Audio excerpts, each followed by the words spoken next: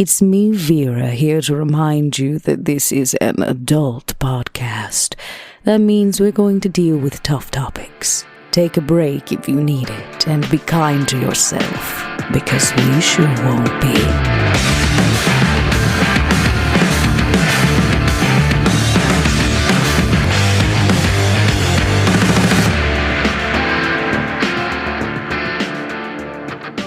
Hello, everybody, and welcome back to Crack Crown Season 2 of Vampire the Masquerade 5th Edition podcast. As always, I am your storyteller, Mike Martin, today joined by the entire crew, Bub, Dot, Mark, Josh, and Jason. Hello. Hello.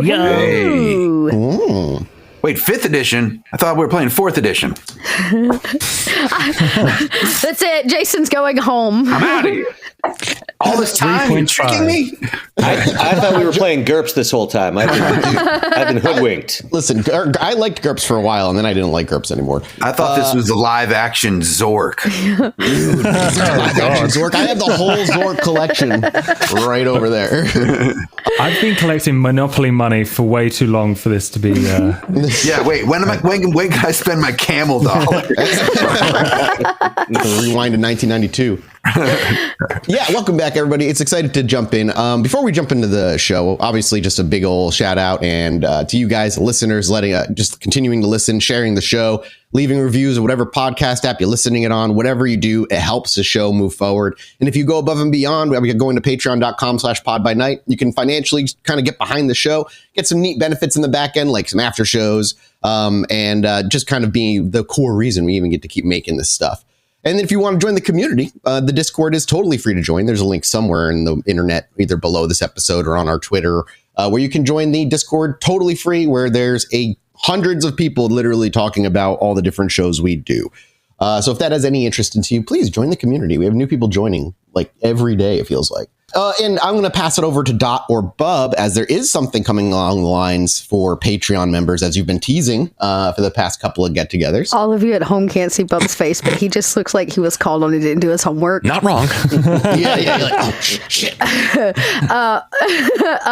Yeah, we, for the community folks that have joined us at the $10 tier in the past for our kind of monthly event, we have taken some of that feedback and we've got some new ideas and things planned ahead to make it easier for you to join and participate. And for all of you at the $25 tier that have been with us for a while and you've been in that text RP in the Discord, we've got something I think really fun and ridiculous planned for you. The only thing I can tell you right now is it'll probably roll out in the fall because I'm moving back to Atlanta, which means I have to move. When that's done and we're past con season, we're going to kick off into something kind of fresh, I think. And yeah, I hope you're all ready for a little extra candy in your life. There's never enough candy in their lives. Let's set the scene, rein things in, and see what our entire coterie has been up to.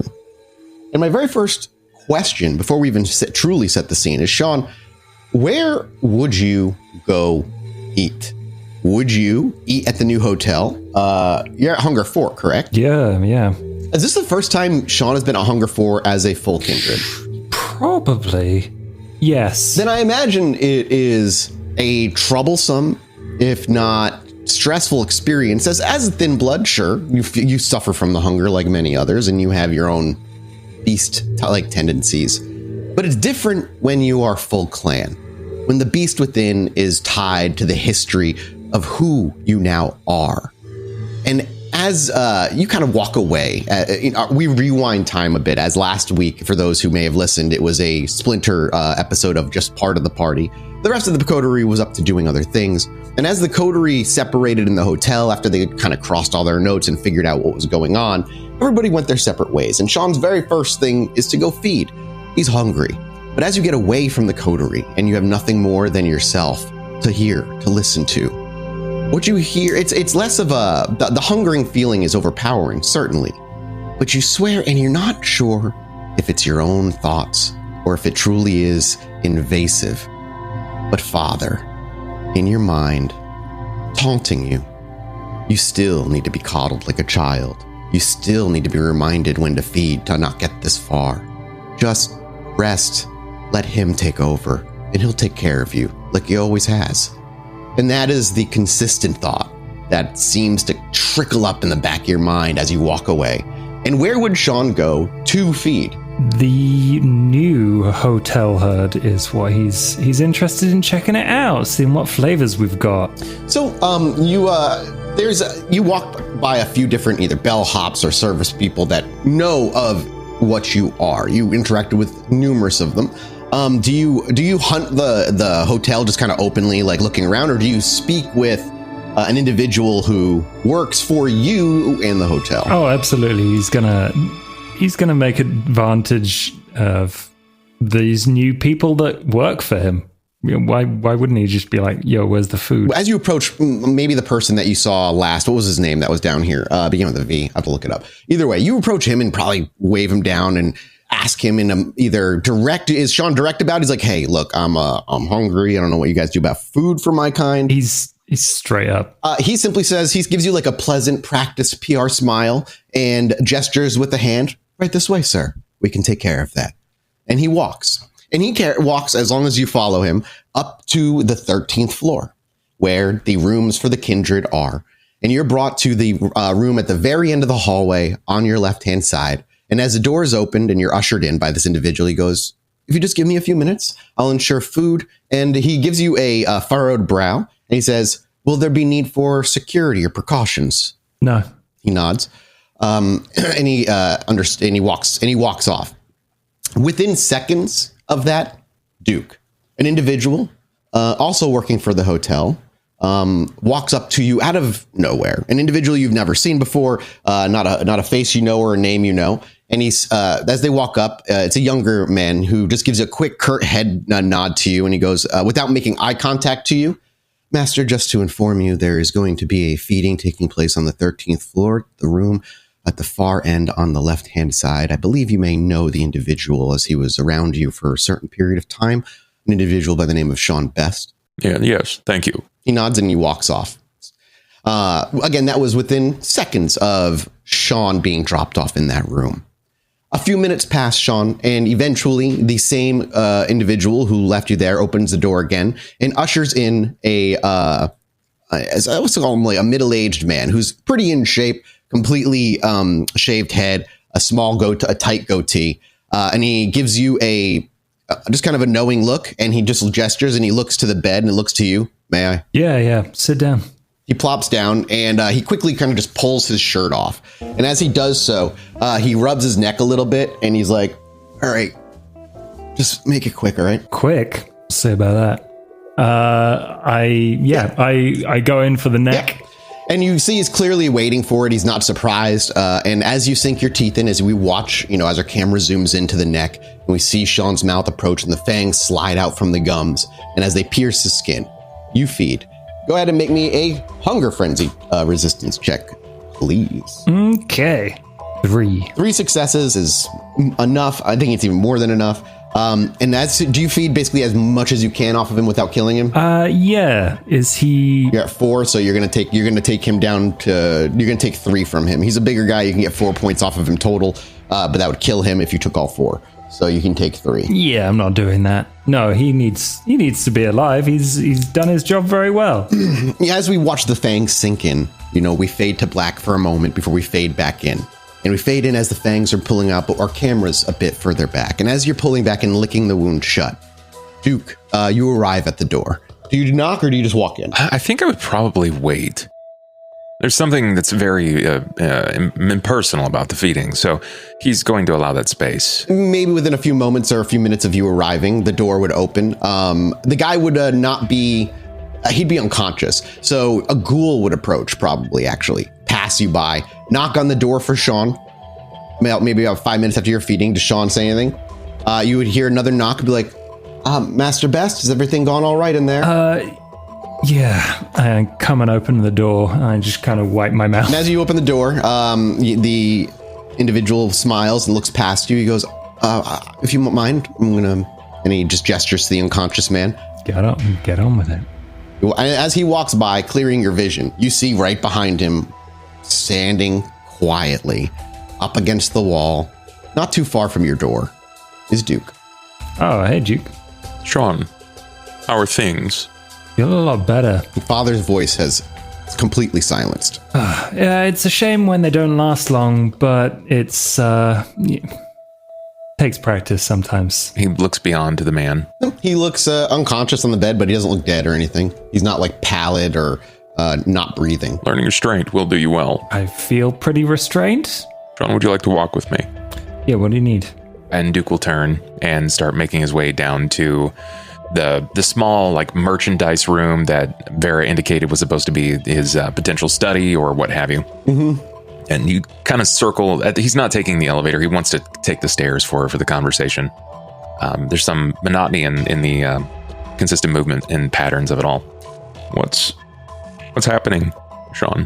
What's going on? A reminder for those who may, it's been a couple weeks for Shawn. His sleeve is charred and burned, and he revealed his scar is no longer there. Oh, that's a good point. I feel like during this, I would attempt to heal 1 point of aggravated.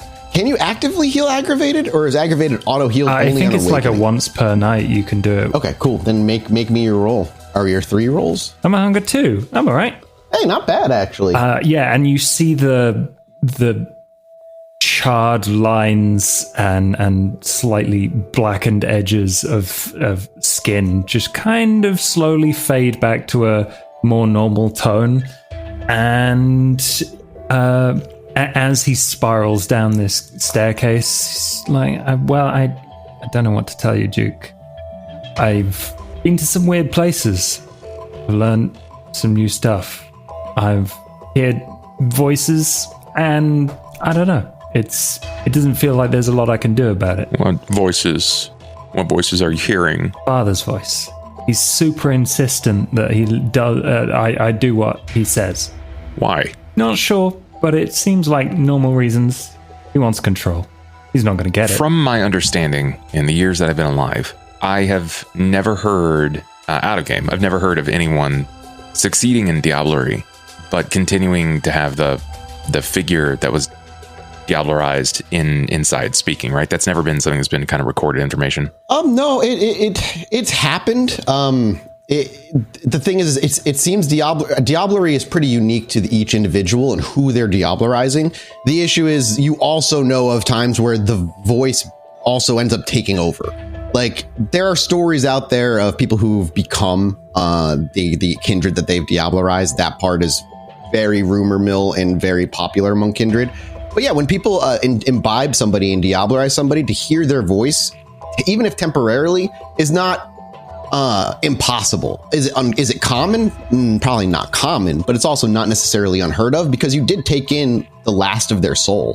Whatever they were is in them now, and whatever happens to them is fucking up to debate, because magic is magic, and you don't really understand it. It would still be a cause for concern for Duke, I would say, because it's, like I said, it's not common, even if he's heard a couple stories where, yeah, maybe it happened. This man's influence was domineering. It has compelled many kindred. You think that you're winning so far? Yeah. Do you need help? I mean, what help can you give, right? I might be able to block something internally to field off the voice. If you could do that, take a look. And this fire, Shawn, this fire in the mountain that you spoke of, do you have any idea what that might be about? It tracks that, seeing as my actual jacket is actually burnt smithereens, that I actually stuck my hand in an actual fire. So I might actually be able to control, or at least do something with flames. I'm going to give it a go. Have you seen anything else? Anything else that might surprise or spook another person, another kindred? I did see Father's face peeling. Like your own skin? Yeah, I suppose closer to tearing his own skin off. Why would that be? Was he burning? Was he burning? No, he was just like ripping his, just like you'd take a shirt off. Shawn, could you tell me if anything else comes to the surface? Any other voices? Anything that I might revere as strange? I'll let you know. I don't think there's enough room in here for more than one voice, to be honest. And it's feeling pretty crowded. I think you traverse a very narrow and unique territory, and I'd like you to move trepidatiously. It's challenging, but I think you two can manage. And I'll see what I can do on my end to help block out that voice. Great. I actually had a great idea for your new office. Please, enlighten me. Kind of want it to be a surprise, but Meer is going to help me do some blood magic stuff for you. I wait with bated breath. Yeah, you do. So as that conversation winds to a close, if we blur across town, the three of you who were just engaged in combat, where would you go after that? Would you head back to the hotel? Or would you call? I'm curious. I would feed on Lyle. No worries. Are you at Hunger 4? No. I was getting close. Okay, cool. So you don't have to roll for a frenzy check? I'm not in a frenzy. But here's the other thing. We left bodies on the streets. Oh, inside the building. I imagine... okay. Well, we clear those up, and I will drag them to wherever Lyle's workshop is. In the basement temporarily, yeah. Perfect. Thud, thud, thud go the bodies as I drag them down the stairs, and I deliver them on his workshop table. Oh, here, Vera, let me take care of that. Yeah, I can help as well. No, and Robert's like, no, I've got this one. And don't helping out Vera. Never let a lady work. Vera's clearly just trying not to, scream from pain, and she's a bit angry at the moment, and she's trying to keep it on wraps. Is Lyle around? Yes. As you go looking for him to feed, once the commotion ceases and you're the left one standing, he comes down from the second floor, clearly having been hidden and hiding away as the intruders came in. Lyle, I have a job for you. He lowers his head and listens. I'd like you to take the heads of all three of these bodies and put them in formaldehyde. Keep them fresh, if you would. You, wits insight. Just you, because you're the only one talking to him, as the other two are moving bodies. Oh. I got a 2. But you know Lyle really well. 2's enough. You think you swear when you mention what he has to do. You see the faintest crack of a smile, but it fades as quickly as it shows up. Vera loves it. This is why she kept Lyle. For one of the many reasons. Dispose of the rest of the bodies, please. And I suggest you get some kind of security system, Lyle. They just walked right in. He nods feverishly. And without hesitation, immediately makes his way. You see him grab a couple of tools that are lying out. Wait, before you get dirty. I need to feed. Go upstairs. He hurries up the stairs without hesitation. And you feed. How many points off of him are you feeding? Just 2. 2? So he'll be kind of done for the night, but he'll be okay tomorrow. That's fine. He can deal with the bodies tomorrow. It's all closed up. Exactly. After Lyle has gone upstairs, but before Vera follows him, Max will actually just, at her shoulder, look, Vera, I know you got this guy under wraps and all, but I bring up this point. He didn't even try to warn us that we were walking into an ambush. I understand. I don't even know that he knew we were walking into an ambush. I'll discuss it with him. Fair enough. That being said, he is proving handy for cleanup service. Yeah. Well, I guess we did leave a little bit of a mess. I mean... We left no such mess. They left a mess. And I'll kind of clatter the dagger on the table. Listen, how you doing, by the way? I'm fine. I'd like to get a change of clothes and go back to the hotel. Our plans to go to the club seem to be dampened by this evening's attack. I mean, are you sure you're all right? I mean, has whatever they did to you run its course? As you feel that burning. I thought I'd have a professional look at it. It is definitely not healing on its own. Robert's coming back up after putting the body down there, the last one. Thank you, Robert. Either of you, this dagger mean anything? It's just a dagger. It looks like a dagger. There's no special markings on it, even as Robert. Where's Duke when I need him? It just looks like a pretty plain dagger that clearly had some sort of poison on it. Well, I will slot it in it's my dagger now. God damn it, if it's got my blood on it, it's my dagger. And I slot it in my hip holster. And I say, fine, I'd like to take a moment and feed. I imagine I'll feel better after that. And you go feed, bringing yourself down to 1 hunger, leaving Robert and Max alone if there's any conversation to be had between them. But if not, my question is, are you heading to the hotel? And Max, do you want to say anything? Max is going to probably mention it's something tells me these jokers overestimated their efficiency. Let me put it that way. I mean, we made pretty short work of them. I fear they won't do that again if there's people above them. So we should consider ourselves lucky, but let's see what happens next. Yeah, but just think about it. Who would have thought that would work? 3 ghouls against 3 kindred? I don't like them odds. All right, I wonder, now it makes me think, was it a distraction? Was it some sort of feint? That's what I'm thinking, right? These guys were cannon fodder at best. Mirage? Maybe they were hoping that more of us would get tagged with that poison or whatever, and these guys were, just kamikaze-like, but still, seems a little fishy. Very fishy.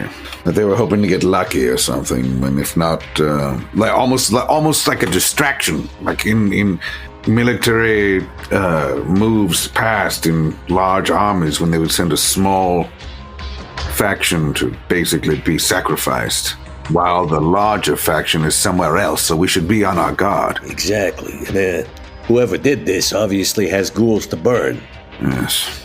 And so Vera probably meanders her way back down the stairs after feeding on Lyle. I'd also make it clear to Lyle that, the security's not just for him. And he absolutely... I mean, there's nothing you could say to him that he won't follow through and listen on and try his damnedest to accomplish. Which is why I'm keeping Lyle around. And as I come down the stairs, I don't want to... Vera does not want to show anyone that she's hurting at the moment. Give me a composure performance check. Sure. Because you said it yourself last time. You don't even know if Vera's ever been this hurt before, or at least not in the past 70 years. Trying to maintain composure. I rolled a 3. But 3 is good. 3 is a hard difficulty. You maintain composure. You don't look like you're limping or whatnot. That's like you're maintaining composure. But there's something that Vera... The thing about pain is it tends to push a premonition. The problem is I'm going to have to rouse. But I kind of want to for this dagger. I want to know who sent it. You can do that. You have to then roll your roll after that. So you can rouse first, which will... Give me another then take an aggravated. point of aggravated. And you're looking to beat a difficulty of 3, I think, base. I got a success. And you can re-roll 2 of those because one's a hunger, yeah. Which I will.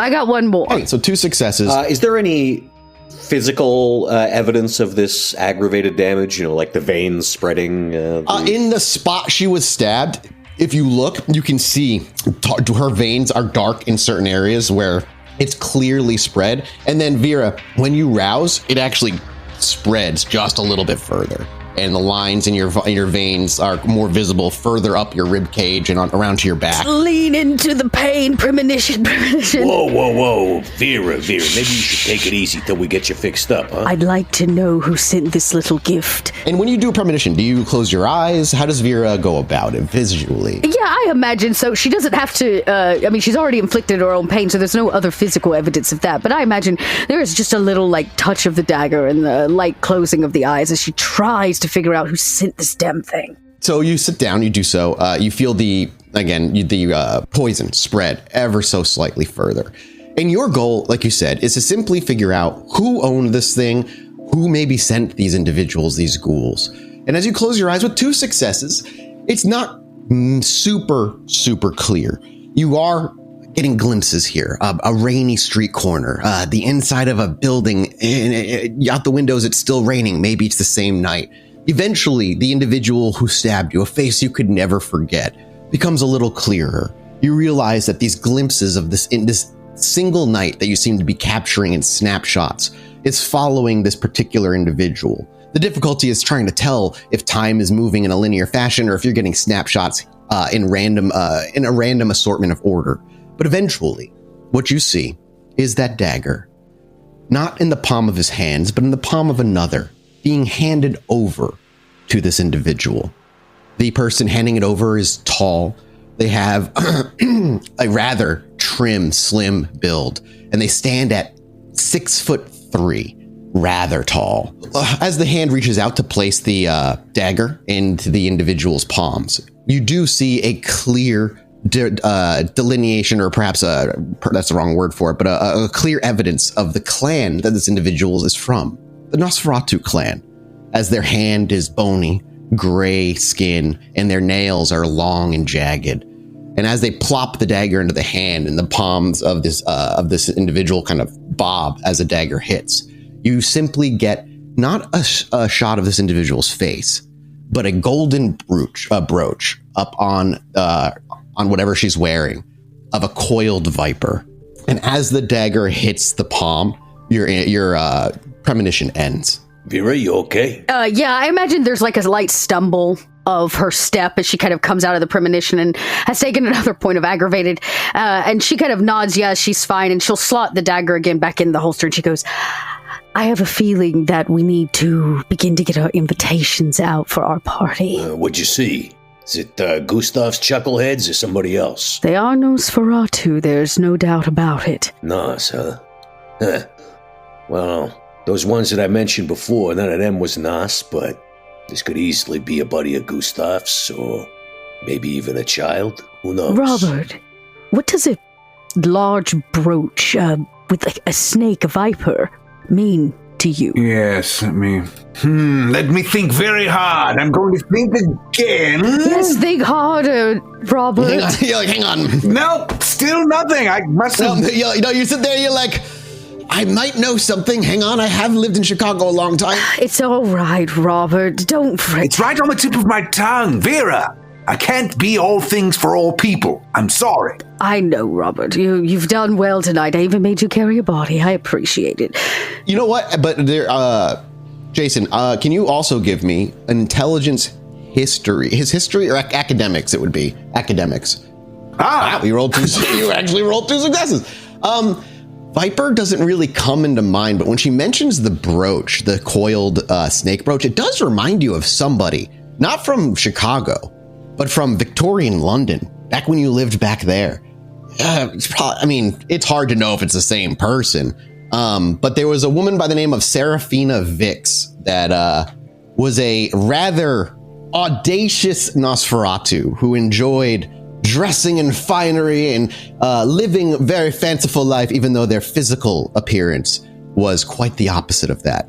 What they would be doing out here, you don't know, but I mean, that's a connection from your past. You're like, yeah, well, maybe. It makes me think of Serafina, the Nosferatu who thought they were a Toreador. I love that, actually. Yes, I saw a Nosferatu. Does Serafina Vix ring any bells with Max? No, she would not anybody who's from New York or America. Why would she be interested in stabbing me through the side? Well, like I say, could have been a buddy of Gustav's. Maybe she's thrown in with the rest of his old crew. Oh, all I know is the smell of formaldehyde is making me nauseous, and I'd like to go back to the hotel, please.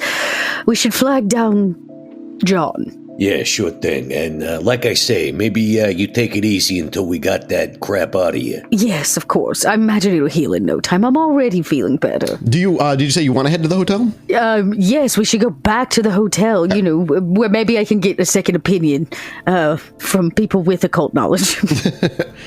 I mean, I imagine as you arrive, the night is wearing on at this point.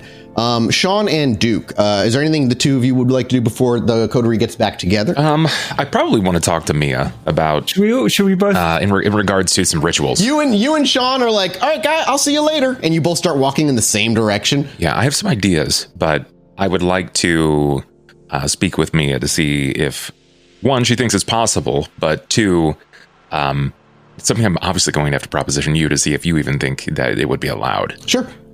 Shawn's also walking in that direction as you walk away, and I'm sure it becomes obvious that Shawn also plans on speaking with Mia as well. Do you all want private conversations with Mia, or is this something you're willing to do? It's probably a surprise that we end up walking in the same direction for a while, not even realizing it. You eventually arrive at the room Mia's being kept in. It's on the 13th floor. It's still here. You're not walking very far. It's just the other end of the hallway. And as you approach, are you both heading in at the same time? Is there truly, do you want privacy with Mia? How do you want to go about it? We both squeeze through the doorway at the same time. But I'd be okay with having a conversation with Meer at the same time if you are Duke. Yeah, it would. I'm fine with that. As you swing the door open, you see her with her headphones on. She's actually dancing some music as she's putting away some of her books and actually looking like she's trying to get comfortable here. So she looks better than she did when she broke a magic chain. So that's good. Yes. Oh yeah. She's not exhausted as much or unconscious anymore. Took her a long time to recover, but it's been a week or two now, maybe longer. She whips around, sees the both of you, and she looks a little, she sees Shawn and you see her smile, and then she sees you and smile disappears, not out of fear, but now there's a look of expectation. She slides her headphones off and tosses them onto the bed as they land with a dull thud. And she looks over. Hey, am I in trouble? Oh, yeah. I give her a hug. She like awkwardly laughs, but like as Shawn's hugging her, she's looking at Duke over his shoulder. He just shakes his head no. Well, yeah, how can I help you? Well, I was gonna talk to you about a present for Duke and some new wibbly magic shit, but I don't know why Duke's here. I was hoping to understand a bit more about some blood sorcery, and seeing as to how you're teaching me many things, I didn't know a better time. You both, okay. You don't both want to know the same thing about magic by chance, right? Oh no, mine will be going into Shawn's head, possibly even his body. Okay, that sounds complicated and dangerous. What about you, Shawn? How can I help you? I think I can control fire. No, she shakes her head. She's like, I don't know how to control fire. Oh, cool. Well, finally I can do some magic stuff that someone else can't. I can never get my head around the rest of it. But I'm also glad that you're looking perkier than before. She smiles and she's like, yeah, I can finally start settling in a little bit. You ready to do some cool magic? Yeah, usually magic's dangerous, but cool too. What's going on? Why do I feel like I'm being punked or something? I don't know about the going in my head thing. Yeah, I don't either. I'll leave you to your own. I've clearly made this an awkward scenario. Just find me soon. It's for Shawn's benefit and likely everyone else's. Okay, I do have a voice in my head, but that's like, when you say going in, what does that mean? Well, like this, and he walks out the door and then back in. It's sort of like that, except not with my entire body. Which part of your body we're talking about? Nothing thrilling, Shawn. Okay. I'm very confused. Me too. And maybe in that moment, a little bellhop ekes into the door. Mr. Premond? Yes. Vera Volkov and company has arrived? Very well, thank you. Nods and ushers their walks away. Not used to someone announcing Vera's presence. I think that might annoy her. She's found quite a level of joy, of self-introduction. Do you make your way downstairs? Yes. I imagine, Shawn, unless you stick with Meer. Shawn, do you say with Meer or do you also go? I spend like another minute just with Meer, but then I follow down. Eventually you make your way into the lobby. And actually, as you make your way down, Vera's actually only stepping into the door right now. Seems you were alerted a little early. And as she does so, it actually is, to Duke, I will say, not obvious, but you notice it. Shawn, you can make a wits awareness, but Duke is highly, highly focused on the details. Vera's carrying herself totally fine. There's just something off about her. It's hard to put your finger on it, but something seems a little wrong. Shawn, she looks fine. And Max and Robert are right next to her, having both been dropped off as well. You got Max Jr. on his shoulder, and Robert's probably taking in the opulence as one of the bellhops runs over to the three of you. First over to Robert and like, may I take your jacket, sir? No, thank you. He nods and looks to Vera. Madam? No, I'm fine. I'm going downstairs. Leave me alone. Are you invisible, Max? Or Max would have been invisible coming in, obviously going through public areas. Yeah. But as they walk away, you actually see winding around from the hallway both Shawn, well, first Duke, and then within a minute, Shawn. Can I pick up any additional details? What's awareness 3? She certainly looks like she's... It's hard to say if she looks like she's in pain. You've never seen Vera in pain, but she's definitely in some sort of physical discomfort. Is she limping? She's not like limping. She rolled well enough to not be limping. Okay. It's more of like her facial expressions are a little bit more dull than they are normally for you. The way she's carrying herself, she's a little less flagrant or like grandiose with some of her movements. Nothing that any normal person wouldn't notice, but for Duke, who has studied Vera top to, fucking inside out, top to bottom, like you recognize small things like this. Max immediately spells the beans. But yeah, Max knows, so. Yeah, and Max immediately spells the beans like, hey, Duke, we got a problem here. Vera needs help. Then, out of respect, Duke is going to wait for Vera to speak. I know that she is, she's a figure that sort of, she likes that kind of thing, so yeah. Yeah, I do not need help, and I am headed straight for the elevator. I'd like to go downstairs and fully suss this situation. She's like, I don't need help, walks by you, just blatantly by you, leaving Max and Robert behind, and blows past Duke. Yeah. And Max, of course, is like, come on, Vera, come on. As she walks by, Shawn, that's when you enter the room, and she just walks past you to the elevator. She clicks on the button, you hear Max. Hey, Vera, Yes, Shawn. How was the club? As much as I'd like to share all of my personal information with you and everyone in the lobby, I thought downstairs might be a more quiet place to discuss the matter. Uh-oh. Shawn says, uh-oh, and starts heading downstairs. I'm just gonna make eye contact with Rob and Max and be like, what the fuck? Duke just says, I'll be down in a minute. Fantastic. He waits for the elevator to kind of close, and then he turns to the guys. Vera's not one to admit fault or pain, so catch me up quickly. What's happened? Yeah, I know. It's kind of hard to take care of her when she won't let you, but all right. We got jumped. 3 ghouls. One of them had some kind of pig sticker with poison on it. I don't know. It's something.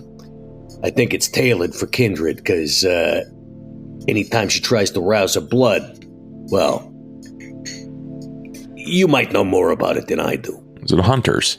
Not hunters. Ghouls, like I say. And man, they did not come prepared. We made really short work of them, but they got their licks in. Do you have the weapon? Yeah, Vera's got it. Where's the wound? In his side there. Is it bleeding? I don't know. She won't really let us take a look at it. You know what she's like. I do. Very well. You make your way downstairs, everybody? Mm-hmm. Vera, they eventually all join you. Well, they're in for a show. Imagine there's a mirror down here, yes? Oh, yeah, no, there's... So she has pried the boning corseted piece that's usually worn like around her center off, and it's like laid on a chair. And the vinyl catsuit she wears, it has a single stitched zipper. So to be able to see the side, you have to unzip it and take it off. And she's standing there half naked in front of the mirror, unconcerned that all of you have walked in. And Bathis, what do they see on Vera's side? A small stab wound. It's not bleeding. No vitae is leaking from it, but just about 5 inches in a circumference around it, you see veins that are not just like dark black, but like almost like a ashen gray, like they're decaying. It's not a lot. Like I said, it's like about 5 inches across, and it's unless, like she's not bleeding, so it's not actively noticeable unless the clothing is removed, but you do see that there. Welcome to the freak show, gentlemen. Duke is going to get closer to kind of examine this wound. That doesn't make a lot of sense to him. Can I make an occult check to determine what this might be? Yeah, intelligence occult works. Sure. Can I use? This is blood magic related. For your specialty, I'll allow it. Okay, that's good. This is a big pull for me then. 5 successes, and I think I'll willpower because I get 3. 7, 6. Oh, that's a lot more. That's a crit. So yeah. So you're just, and your goal is to what? Like trying to figure out what it is by looking at it, or if it's like blood magic or what have you? I'm trying to pick up any details of anything that I may have read, what this could be adjacent or related to. Sure. In your studies, you've read things that have affected Kindred that typically don't. There was the story or a rumor of a pill that was of some kind of blood magic that affected and almost had very similar drug-like effects on Kindred that shouldn't have before. A type of poison. Being able to poison a Kindred shouldn't be possible with normal poison. The only way it would be possible would be with blood magic or thin blood alchemy. Could possibly work, a mix of the two. If you're looking to narrow it down, you would probably put it somewhere between thin blood alchemy and blood magic of some kind. Okay. For sure. It's not like a man-made thing. Like you can't sit there and make a poison that's going to work on a Kindred that unless it has some sort of taint or magic to it. So if it is blood magic, you're probably going to need some sort of blood magic to either get rid of it or sustain it. Which brings me to Shawn, where all you hear fucking in your head is burn it out. Burn the poison out. You want me to deal with that, Vera? You can deal with this, Shawn. You can deal with anything. And the voice in your head is a mix. It's father. It's a deep guttural voice that you don't recognize, and it's a mix of your own in there. Well, I can't cure the poison, but I can burn it out. That sounds great. Sign me up, Shawn. It's like, hell no. Is it you or father that fixed the problem? I'm the one doing the magic. And tell me, Shawn, how do you plan to burn this out of my system? You don't know. You're just like, you have that guttural feeling of like, no, I just know I can do it. You are the one doing the magic, right? You would know how to burn it out of my system. Well, I'll ask the fire nicely. Oh, the fire. Is that what we're calling him now? Max, if you're talking, I can't hear you. Your voice is invisible as well. Max, of course, at this point, pipes up and is just, okay, hold on there, Drew Barrymore. You ain't gonna be experimenting with your flame-on powers with Vera as the subject, are you? I've not done it before. I'll be honest. I'm afraid we are going to be short on choices. If it is true that every time the blood rouses, I'm going to continue to take excessive damage, I may not rouse come tomorrow mornings. Which to Duke probably clocks that it is some kind of poison. Poison wouldn't spread unless the blood moved, and the blood doesn't move unless a kindred forces it to via rouse. So the fact that that's seemingly causing damage clocks with you that it is definitely a poison of some kind, and that's magic tied to it. The problem is, my body automatically rouses when the sun sets, and it will automatically heal when the sun sets. And I rise. So something else that I'm aware of, Mathis, is that if we are cut, we do not bleed unless we force our blood out, right? I mean, not necessarily. Like, you will ooze, but it's not like a human where you gush. It's a very thick, like kindred vitae is thick as hell. So it's quite viscous. Yeah, it's very oozy, and it's not easily bleedable. Would Duke believe that in the nature of this, if he were to extract the area and allow Vera an opportunity to heal, that she would be fine? Like if he were to, let's just say above board, take a chunk out of Vera where the stab is. You want to like carve it out. Carve it out, yeah. Sure. Because it looks like we can see how far it's spread up the body. And as long as the blood isn't consistently being roused, it's probably not realistically spreading further. At least that's where my headcanon is. Yeah, I mean, it is for Duke, it makes sense. It's logical. It's methodical. The only question in the air for him is, there's blood magic tied to this. So whether that will fully succeed or if the poison is bound in some way, you're not sure. But there's only one way to find out, and we're fucking cutting it out. I think he would propose that then. He would express to Vera, if you are not feeling comfortable with Shawn's suggestion, I may recommend extracting a portion of your body. So you have two options on the table right now. You've got Shawn, who says, I can do it. I just don't know how yet. And Duke says, I can do it. I'm going to cut a piece of your body out. Does Robert or Max chime in with any ideas? Or are they just like watching and entertaining? Anyone else for ideas regarding the burning and or chopping of my body? I mean, it's kind of low tech, but we got a bicycle pump or something around here? Yes, we'll just suck out the poison. Yeah. Robert? Perhaps a syringe without the needle and just... Yeah, same thing. Look, I'm from the Victorian era. What can I say? We will be practicing likely either blood sorcery or thin blood alchemy, as this may be comparable to both, likely even a relationship of the two. You wanted to get into blood magic, so... I did not want to get into blood magic. I have a thought.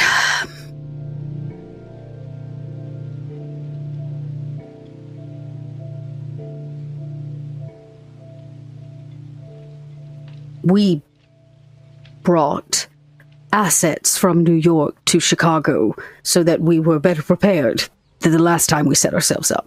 We have a friend who is well known for certain healing abilities. Yes, she's at the dance studio. I could acquire her assistance. She's not far. It's just blocks away. If this is some kind of magic hoodoo whammy what's-it, she might be the best option. As much as I put on a hard exterior, my body can only take so much pain and desecration. So whether we burn it out or you cut it out, I still don't know that I'll make it out the other side. Shawn, you're not sure if it'll hurt, but you're like almost positive it won't kill her. You do whatever you want. I'm ready. I'm going to lay down. There's a possibility in the morning I may find myself in a deep slumber. Please retrieve the headmaster and bring her here to solve this problem. If she cannot, Shawn, you can attempt to burn it out. Duke, I really don't want anybody cutting into my body, and if it is going to be someone, it's going to be Lyle. I understand. I do have some experience with the blade myself. Extraction should not be hard. Well, then maybe the two of you together can assure that I don't become a butcher block. Yes. And is Vera putting herself in a torpor for the evening so she doesn't... I'm gonna have to, and then hope I can make the checks in the morning to wake up. As everybody leaves and scatters to do their things, I know we were close to the episode ending already, but as you all scatter, Shawn, can you make me a resolve composure check? 3. As everybody leaves and you're about to go and you see Vera lying down, there's a moment of maybe not hesitation, but there's the thought that bubbles up. Of your own, not of father's. But why? Why do we have to wait for somebody else's solution when yours is instantaneous and it'll fucking work? You know your shit. You own your shit. You know your magic. Even if you don't know the steps and how it'll exactly how it'll go, you know it's going to work. The deal you made is so deep and primal. It won't betray you. It'll remove the poison. And as people walk away in a flickering flame of a nearby candle and Vera lying down, you can do it while she sleeps. But because you rolled 3 successes, you choose whether you do it or not. You have the willpower to resist the temptation. I am going to resist. So I will pick up the candle and leave the room. Yeah, you pick it up and you can, and as it flickers and your eyes kind of stare at it, your eyes kind of move left to right. And you realize as you're watching the fire is moving as you will it to. Good. And you walk away after that. And as you walk past the camera, leaving just Vera lying down in our vision, we will fade to black as an hour is already done. And we need to end the episode. Damn. Until next time, where Vera hopefully is cured of the poison.